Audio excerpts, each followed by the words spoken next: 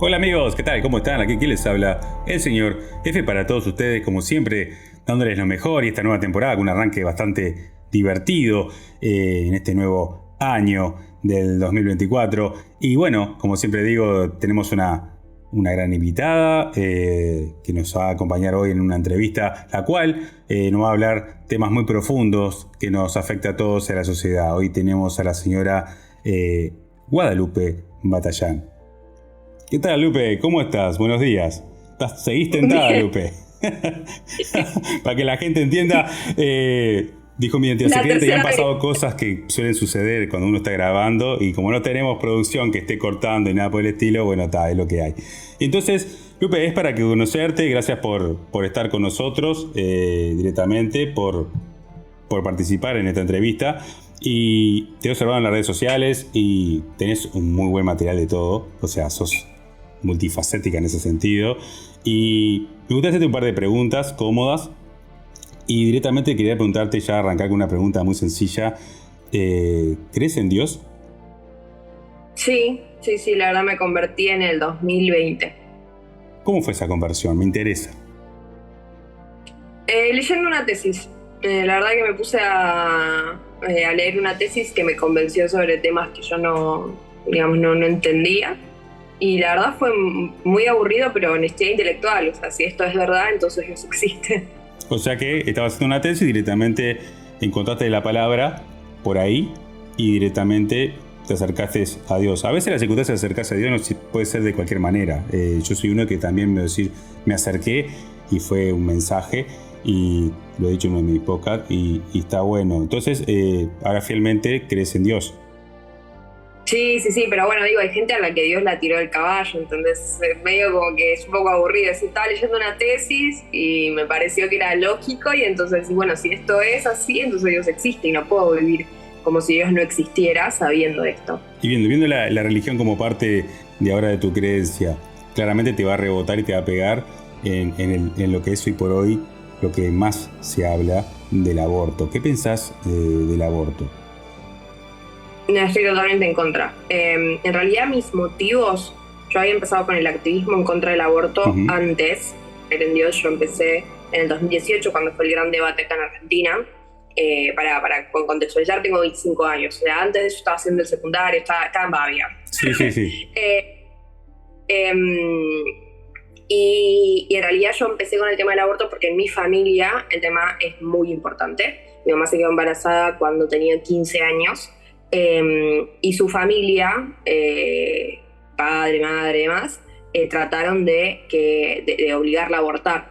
Mi mamá fue la primera persona en su familia en negarse a abortar. Mis tías abortaron, mi abuela abortó muchas veces y no en el reclamo, digamos, no en el mitológico speech, ¿no? No, la mujer pobre, o sea, eran clase media alta, familia universitarios, las mejores clínicas de Buenos Aires, o sea, no había, entre comillas, riesgo, ¿no? Ese aborta con la percha y no sé qué. Era el típico caso que hoy debe ocurrir, ¿no? Esas familias donde es mejor que la hija aborte a que se entere el resto, ¿no? Uh, Que la hija adolescente sí, salió sí. embarazada. Entonces, en ese contexto, mi mamá es la primera en negarse a abortar. Y ese es mi hermano mayor. Así que imagínate que el tema del aborto es un tema súper charlado desde que yo tengo memoria en mi casa, porque, nada, de mi casa siempre estuvo, por un lado, la historia de mi hermano mayor, de Juan, y por otro lado también el tema de cuando empezamos a crecer, ¿no? Adolescencia, charla con mamá y dice, mira, yo no te voy a andar controlando a vos y no sé qué, pero sos consciente de que si vas a hacer cosas de adultos, vienen las consecuencias de adultos y no hay otra salida. Es que antiguamente Eh, estaba lo que se llama normalizado de hacerse un aborto en cualquier clínica. No clínica, pues no eran clínicas, eran mayormente clandestinas porque estaba prohibido. Y yo me acuerdo de vecinos o vecinas decir porque fulana abortó y era algo normalizado. Que hoy por hoy está bien que esté regularizado, pero en sí también tú estás en contra de abortar. ¿A qué te lleva, más allá de lo familiar, porque puedes tener una idea diferente más allá de lo que te ha pasado, lo que ha pasado a tu familia, qué te lleva en profundidad a pensar que realmente está mal? bueno, a ver, en primer lugar, lo de las familias más o menos, ¿no? Porque yo hice 3 años de medicina, de facultad de medicina. Justo, o sea, cuando empezó el aborto yo estaba en segundo año de facultad de medicina. Ya había cursado en biología y demás. Entonces veo como que en ese sentido el debate a mí me agarra con una base académica, que es único que había hecho en esos años fue comprobar desde la ciencia lo que yo moralmente creía, porque no había ningún tipo de incongruencia. Pero igual lo del testimonio, digamos, en algún punto lo de mi familia sirve de testimonio, porque yo realmente, y es la razón por la cual no lo pude dejar pasar, porque cuando la gente habla de que ese niño no tiene derecho a vivir, o que porque viene en una situación desfavorable, o sea, a mi mamá le echaron de su casa cuando decidió que no iba a abortar, estuvo baja de peso durante todo el embarazo, mi hermano por eso, la verdad que durante toda su vida tuvo una salud muy débil, porque la verdad que su alimentación no había sido buena durante la gestación, y hay que marcar un montón. Y bueno, nada, cuando vos ves el testimonio vivo, ¿no?, de esas cosas que dicen en general, ¿no?, y tratando de deshumanizar completamente al embrión, al feto, no sé qué. Y vos ves y decís, mira, cuando esta gente está hablando de esto, también está hablando de mi hermano, y también está hablando de mi mamá. Y a mí lo que me pesó mucho desde el principio fue decir, yo no... Si yo hubiera podido ser, no sé, encontrarme con mi mamá cuando pasó todo esto, ¿no? Cuando mi mamá estaba sola, cuando estaba tratando de conseguir trabajo con el DNI de su hermana, que era mayor de edad, para poder que la contrataran, cuando estaba baja de peso, ¿qué hubiera hecho?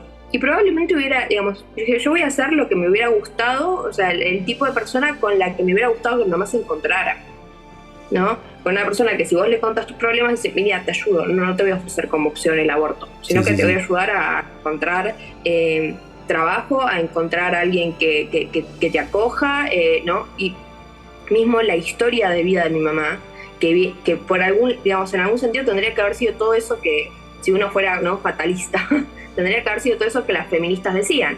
No, bueno, de hecho, mi mamá cuando se decidió que iba a tener a su bebé, mi abuela le dijo que se iba a quedar sola, que no iba a tener pareja, que iba a ser una solterona, que no iba a terminar de estudiar. Mi mamá terminó de estudiar, se casó, formó una familia. O sea, después encontró muchísima más felicidad. Ese es otro tema, ¿no? Porque si de hecho nos metemos en el tema del embarazo adolescente, muchas veces esos embarazos adolescentes vienen como forma de escapar de una familia, ¿no? Sí. Pero vos fíjate como a mi vieja le habían pasado un montón de cosas que hoy no es que hay una, tipo, las feministas dicen, no, porque tu mamá te va a decir.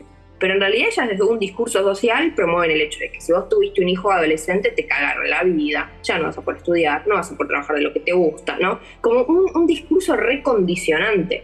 Entonces, cuando yo vi esto, más allá desde que desde los datos pude constatar, ¿no?, que todo lo que yo creía era cierto desde la base biológica, desde la base jurídica y desde la base, digamos, de los tal vez más epidemiológica o de experiencias internacionales, más, pude constatar el hecho de que era justo lo que yo estaba reclamando y que había muchísimas mentiras detrás del reclamo de la legalización del aborto. Por poner un ejemplo, ¿no?, que nos une acá. Cuando, tanto en Uruguay como en Argentina, cuando se trató de legalizar el aborto, se inflaron las cifras. En Argentina y en Uruguay se presentaron cifras de abortos clandestinos 10 veces superiores a las que después se registraron año a año. Y vos decís, bueno, evidentemente, todo eso que decíamos, che, la cifra está inflada, estaba inflada. O sea, 10 veces, o sea, a mí me dijeron 500.000 abortos y hoy, después de 3 años, casi 4, de intensa, ¿cómo se llama?, propaganda a favor del aborto, hay 50.000 abortos en Argentina por año. No hay 500.000, no hay 750.000, como a veces se pone una cifra entre 500 y 750.000. No hay esa cantidad. Y incluso si vamos a otra, por ejemplo, gran mentira, fue el hecho de decir, la cantidad de abortos no va a aumentar cuando se legalice. Totalmente incierto. Argentina empezó 2020 con 30.000 abortos, hoy tiene casi un 50%. En Uruguay pasó lo mismo. Digamos, aumentó en 3 años también un 50%. Entonces, la verdad que cuando uno empieza a ver los datos, nosotros usamos muchísimo el ejemplo acá de Uruguay, o mismo el hecho de que siempre te planteaban acá, ¿no?, por ustedes que tuvieron la legalización hace 15 años casi. Sí. Y decían, no, bueno, porque Uruguay con el aborto legal es el país con menos mortalidad materna de América Latina. Y la verdad es que sí y no, porque en realidad cuando uno empieza a revisar los datos, Uruguay había llegado a tener la menor mortalidad materna de América Latina antes de la legalización del aborto, es decir, sin aborto legal. El aborto, de hecho está probado científicamente, no influye en la legalización o prohibición del aborto, no influye en la mortalidad materna. Esto es un estudio del Arcoch buenísimo, con muchísima relevancia en el mundo científico, ¿no? En la academia, porque se ha notado que vos podés volver para atrás, ir para atrás, y eso se hizo, por ejemplo, con la experiencia de Chile, que ocurrió lo mismo. Y la verdad es que si las otras políticas, que son las que reducen la mortalidad materna, son buenas, el aborto no va a cambiar absolutamente nada. Por contrapartida, un estudio de ese mismo médico epidemiólogo en México demostró que la legalización del aborto traía más muertes maternas. Los estados mexicanos con aborto legal tenían más muertes maternas que los estados mexicanos sin aborto legal. Entonces digo, vos tenés como comparativa en el mundo científico que obviamente tenés también la evidencia de otros países que a nosotros nos sirvió. Bueno, esas son un poco las razones que a mí me llamaron a involucrarme en esto, ¿no? La vivencia personal, en algún punto sentir que estaban hablando de mi mamá, que estaban hablando de mi hermano, de ver en casa el testimonio de que sí se puede, pero también ese sí se puede, bueno, mi vieja la verdad es una fortaleza muy grande, pero... Igual hoy por hoy, y más allá de lo que decís, sigue estando esa estima de la influencia de un familiar para que se realice el aborto. O sea, el contexto no ha cambiado. Y sigue siendo el mismo, lo único que ahora se abrieron las puertas para que se haga en más cantidad. O sea, es como diciendo, ahora listo, voy y lo hago, porque ahora se puede. Antes, capaz... El 94% de las mujeres que abortan, o sea, hay un estudio del doctor Arcoch de cuando el aborto era legal en Chile, o sea, ahora volvió a ser legal por causales, pero hubo un periodo de ilegalidad, y cuando fue legal, él analizó las razones por las cuales las mujeres iban al Estado a pedir aborto. Y encontró que el 94%, creo que era el 94,1% de hecho, eran por coerción, coacción de la familia, miedo a que la pareja los deje, miedo a no poder continuar con estudios o cualquier otra expectativa laboral, abuso de drogas, sustancias, abuso sexual. O sea, esas eran las razones, 94,1%. O sea, la mayoría de las mujeres va por razones que son condicionantes. Que si vos eliminás esa razón, la mujer no tendría ningún problema en tener el hijo. O sea, el 94,1% no fue porque estoy haciendo una libre elección sobre mi cuerpo. Fue porque tengo esta razón que me da mucho miedo perder mi trabajo por quedarme embarazada, me da mucho miedo que mis padres me echen de mi casa porque me quedé embarazada, me está coercionando o coaccionando algún familiar, algún amigo, la pareja, para que aborte. Entonces, cuando vamos al contexto de que eso ya también va en contra de las creencias religiosas, ¿no? Es decir, es un ser vivo, y también existen, vamos arriba, yo siempre digo, es fácil tener sexo o hacer el amor, y hay 20.000 formas de anticonceptivas, y pocos son los casos que sería el 1% de error del anticonceptivo, ese famoso 1%. Hay métodos, o sea, también un poco más la culpa la tiene el ser humano, que es medio pasta, medio que no, hoy no vamos a cuidarnos, y ahí vienen las consecuencias, y después viene todo lo que viene, como si fuera el trasfondo de, el trabajo, el estudio, me van a echar de casa.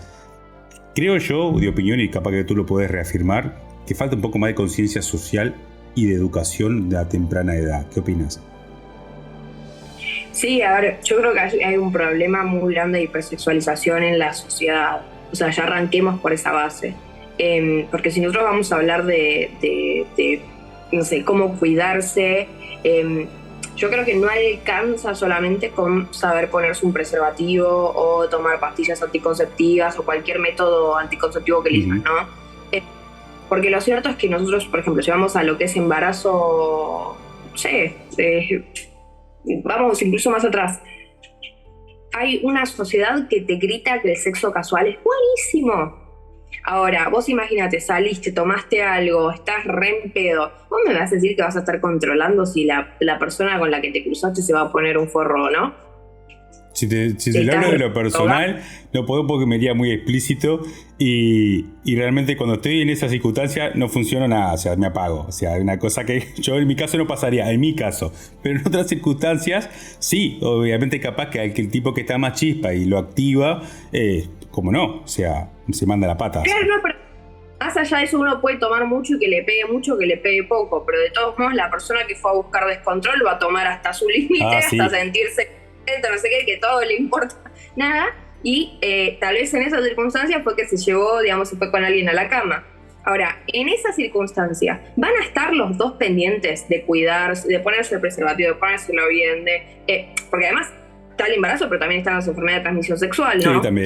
O sea, te redrogaste, otra, ¿no? Tipo, que están con la legalización de las drogas a sí, full. a full. ¿Vos me decís atento de cómo tenés que cuidarte? Cuando los chicos empiezan a tener relaciones a los 14 años, vos me decís que van a estar, o sea, por más que sepan cómo se pone un preservativo, el nivel de madurez que tienen tal vez no los hace darse cuenta. O sea, vos pensás, a los 14 años todavía no terminaron de desarrollar la parte del cerebro que sirve para tomar decisiones racionales. Y las hormonas están a pique, full, al máximo esplendor. No, olvídate. Sí.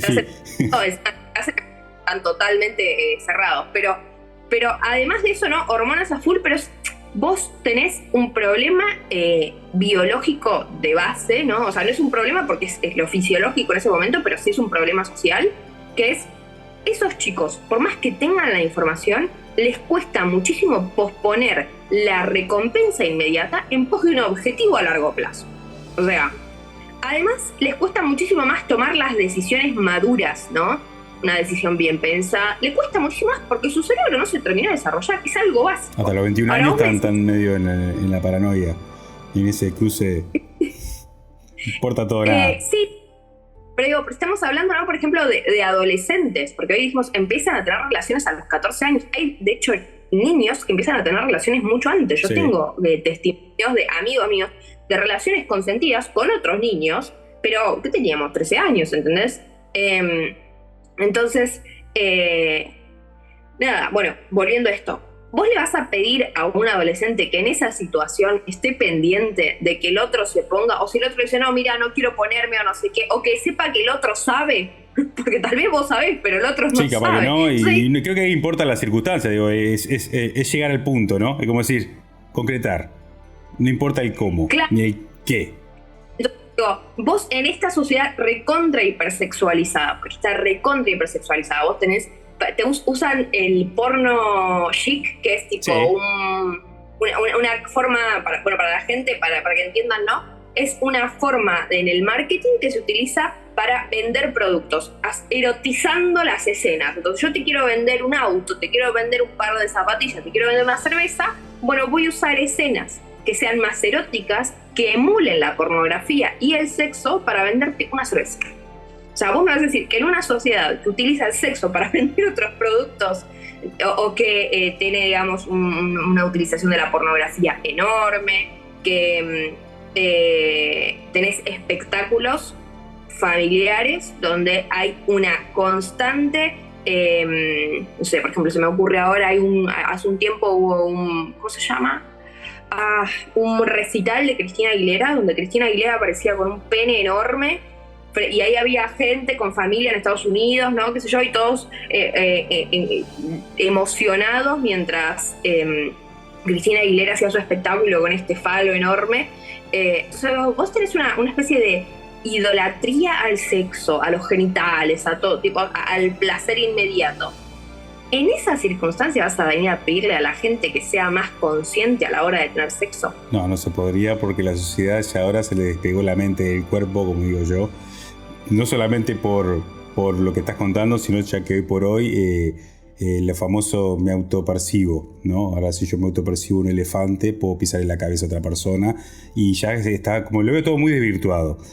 ¿Tú pensarías que te haría bueno volver al control natural de las cosas? ¿Se podría frenar este río de fluidez sexual? ¿Se podría frenar bajando un poco el nivel que ahora se elevó hasta por los cielos sobre te autopercibís y hacer lo que querés, está todo bien? ¿Qué opinas? ¿Se podría? Mira, yo creo que hay una reacción natural. A ver, cuando hay excesos de un lado, es lógico que eso lleve al otro lado de la balanza. Legalización de droga, legalización del aborto. Ahí ya estamos dando pie a esto de si tengo sexo y no importa nada. O sea, porque todo lleva al todo, y el hecho de que ahora nos tenemos que sentir más libres que antes, es como un renacimiento de los 80, ahora lo hago con un elefante y está todo bien, o me desnudo en la calle, está todo bien. Entonces como que este permiso que hay ahora del libre albedrío demasiado explícito, conlleva toda esta consecuencia de cosas que terminan en esto, en embarazos, aborto, madres que mueren, y todo este contexto. ¿Vos pensás que habría que poner un poco más, que es una de las cosas que en otros países están haciendo, es frenando un poco la moto sobre el tema de esta locura de que el pueblo puede hacer lo que quiera? ¿Serviría para nuestros países o para Sudamérica, que estamos muy atrasados en muchas cosas, poner un freno? Yo creo que en realidad tendríamos como que sacar algunas ¿cómo se llama? Tener en cuenta algunos aspectos. En primer lugar, la realidad de Sudamérica es muy distinta a la de Uruguay y Argentina. Sí.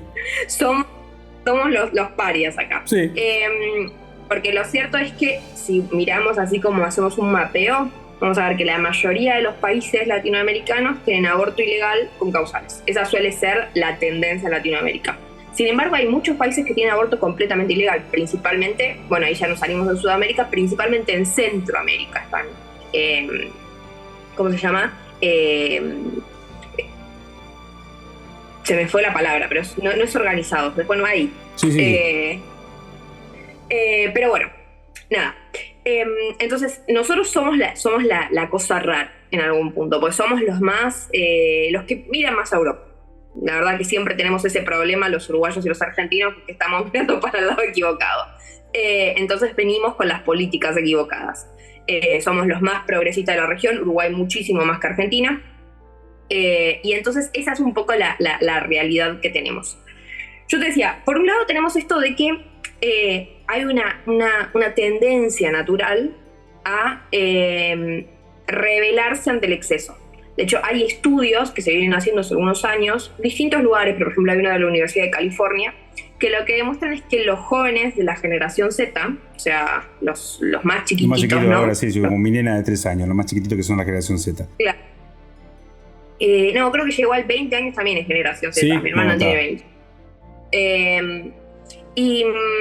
Bueno, los de la generación Z están cansados de ver tanto sexo en las pantallas. Tipo el 42% de los pibes que encuestaron estaban cansados de ver tanto sexo en la pantalla, consideraban que el uso del sexo era excesivo, querían ver otro tipo de relaciones que no fueran relaciones románticas. O sea, como que hay una evolución social de las nuevas generaciones de no aceptar la locura que hay hoy por hoy, o lo que viene de tradición de, como si vos en un reclame, como digo yo, en una propaganda de auto aparece una mujer desnuda o un hombre. Claro, a ver, si tenemos que reconocer, los millennials están desesperados por el sexo, los centennials están un poco podridos ya, ¿no? Está bueno. Me gusta ese dato porque la verdad es como que hay un muro y hay un antes y un después, y ojalá haya conciencia futuro sobre todo este problema que hay. A ver, yo creo que hay muchas cosas buenas por las que trabajar, pero también hay que tener en cuenta que cuando se salta de un extremo a otro, por así decirlo,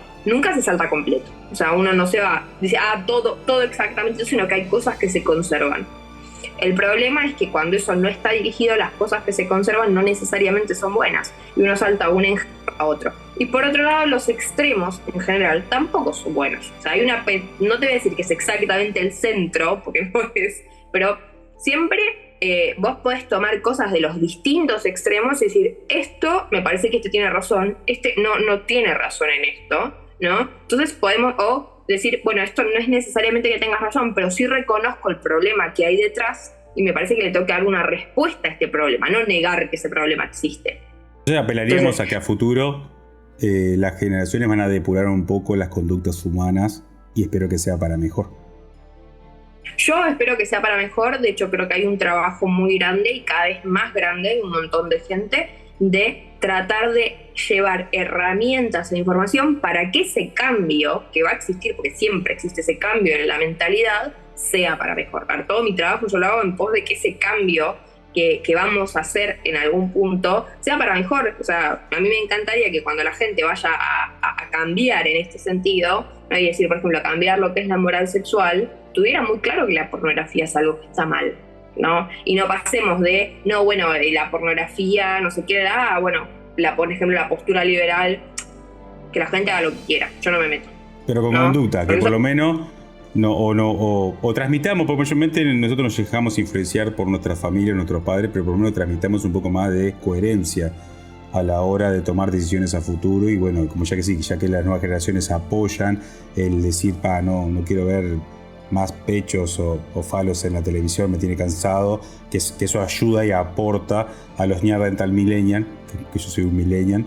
No estoy Neanderthal, pero soy conservador y trato que mis hijas, yo tengo 2 nenas, no estén tan expuestas a este mundo, o sea, que sepan en realidad la verdad, pero igual tenés razón, porque yo tengo una nena más grande, que realmente ya esas cosas como que, y como el hecho de eso de tener novios, es como que ahora no, prefiero estudiar, estoy en otra onda, y he visto muchos adolescentes en esa onda, que está bueno, porque ayuda y aportan a la locura que viene de arriba, y no solamente de los padres, a veces digo que viene de la parte del gobierno, que le encanta atacar cierta parte de la sociedad por un voto o por ser, hoy de mañana está sentado en una silla parlamentaria. Que eso influye, me gustaría hablar mucho más sobre este tema y sé que tenés mucho, porque ahora hablando contigo, eso es, digo, lo hace un dicho viejo, es un libro abierto, tenés demasiado para contar, me gustaría hablarlo más. Los podcasts son cortos, ya estamos ahí ya por cerrar y me encantaría hoy mañana poder tener otra entrevista más contigo y hablar, porque hay una parte que quería tocar, que la tocaste un poquito, pero me gustaría profundizar, que es la pornografía.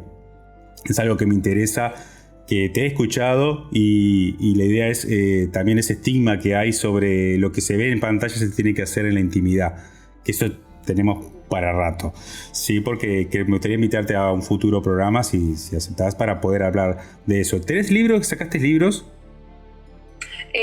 Primero que nada, digo, sí, te acepto la invitación para más adelante. Yo viste que yo parece que tú dices TDAH, como que arranco acá y me olvidé la respuesta, pero está. No pasa nada.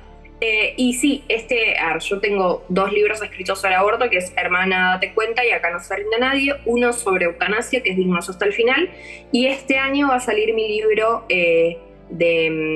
¿cómo se llama? En contra de la pornografía, la prostitución y la hipersexualización, para mitad de año.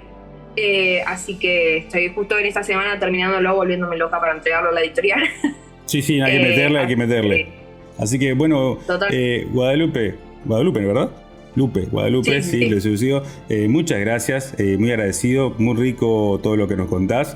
Va a haber nuevamente otra entrevista porque quiero sacarme varias dudas sobre el tema más. Creo que lo vamos a sacar acorde también con tu libro, porque va a ser el último de hablar de la pornografía, va a estar bueno medio en la época, y hablar de ese tema que yo fui víctima de la pantalla, y mi generación fue muy víctima y para atrás de la pantalla, y cómo fuimos iniciados en el tema de la pornografía. Nosotros fuimos iniciados en la época de la VHS y fue horrible, y estaría bueno que hablar y profundizar. Así que bueno, Guadalupe, muchas gracias, estoy muy agradecido y esperemos, obviamente vamos a tenerte nuevamente. Muchas excelente, gracias. Lupe Batallán nos acompañó y nos contó los grandes principios de lo que es dentro de las historias de la gente y de la vida misma, hasta de su familia, sobre el aborto, su vida. Y bueno, nos quedó pendiente un temita de la pornografía que lo vamos a tocar más adelante. Y bueno, al final del programa, como siempre digo, me puedes encontrar en todas las redes sociales, estamos en todos lados, eso es importantísimo para poder escucharnos vía audio. Estamos en Spotify, Apple Podcast, en todo lo que son podcasts, estamos en todos lados como siempre. Y también nos pueden ver en TikTok y en YouTube, estamos en modo video, que eso también pueden ver la entrevista a nivel video y suscribirse a nuestro canal, como siempre. Bueno, como siempre digo, en este país tan pequeño, con conciencia y tratando de implantar valores a los seres humanos, quien los saludó fue el señor F. Muchas gracias. Chao.